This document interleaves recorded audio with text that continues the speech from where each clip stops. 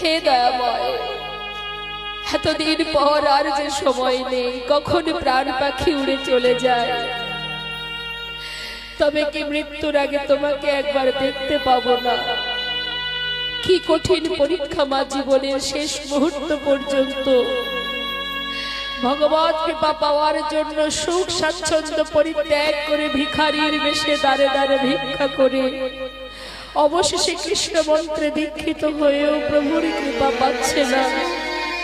আর আমরা একটু ভালো না বাসতে বাসতেই মনে করি আমি বড় ভক্ত, একটু শাস্ত্র পড়লেই যেন মনে হয় আমি সব জানি, আমি পণ্ডিত। কতটা অহংকার আসে আমাদের জীবনে। ভক্ত বললেই ভক্ত হওয়া যায় না মা, অত সহজ নয় ভক্ত হওয়া। সারা জীবনে পরীক্ষা দিতে হয়, তবু হাল ছেড়ে দিলে তো হবে না। একটু যদি এগিয়ে যায়, এতটুকু ভজনে যদি এতটুকু এগোতে পারি, পিছিয়ে তো পড়বো না। যদি আবারও পড়ে যায়, আবার উঠে দাঁড়াও, আবার এগিয়ে চলো, কিন্তু পিছিয়ে তো পড়বে না।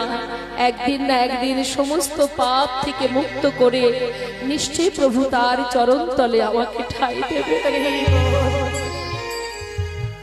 দেখা দেবে না প্রভু? আজ যদি তুমি দেখা না দাও, যমুনার জলে নিজেকে বিসর্জন করে দেব।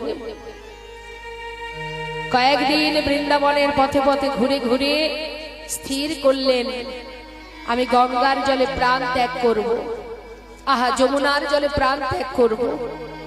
জগৎ শেঠ বলে উঠলেন, বন্ধু মরতে যদি হয় তাহলে আমিও তোমার সঙ্গে মরব। দুই বন্ধু একসঙ্গে যমুনায় ত্যাগ করব প্রাণ।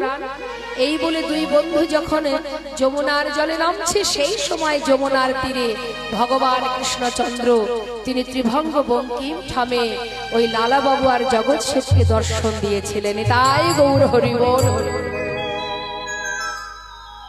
বালুর আশিতে দাঁড়িয়ে চিৎকার করে ডাকলেন, লালা নিজেকে বিসর্জন করো না। একবার পিছন ফিরে চেয়ে দেখো। যেই না পিছন ফিরে দেখেছে অনাদি আদি গোবিন্দ পাগলের ন্যায় জল থেকে উঠে দুই বন্ধু ছুটে এসে প্রভুর চরণটা জড়িয়ে ধরেছে।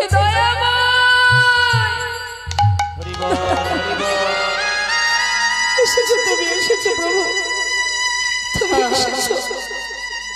আজ আমার জীবন ধন্য, সারা জীবনের সমস্ত কষ্ট দূরীভূত হয়ে গেছে তোমার একবার দর্শনে। ঠাই দাও প্রভু, তোমার চরণে ঠাই দাও। একবার এসো প্রভু, আমার চোখের সামনে নয়, আমার হৃদয় মন্দিরে এসো। দুবাহু প্রসার করে